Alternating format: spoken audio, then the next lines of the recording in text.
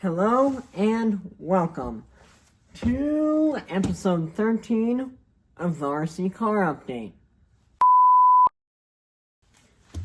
So, we have an axle shaft. Not necessarily the final version of it, I don't think, but nonetheless, it's a telescoping axle shaft that has free moving joints, which move pretty well. But yeah, we have that, and one big problem. As you can see, the shocks are two on each side.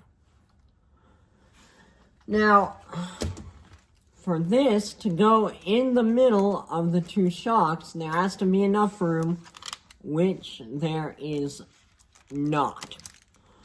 So, even though the joint parts are 20 millimeters in diameter, and the shafts are 15 millimeters in diameter, these shocks are only 10 millimeters apart. And so I have to figure out a way to widen them so I can mount these axle shafts. Because I made it a goal for myself to use 3D printed axle shafts, because I already have a lot of non-3D printed stuff, like shocks, motor, ESC receiver, those I need. But, servo horn, all the electronics, bearings, and pivot bulbs.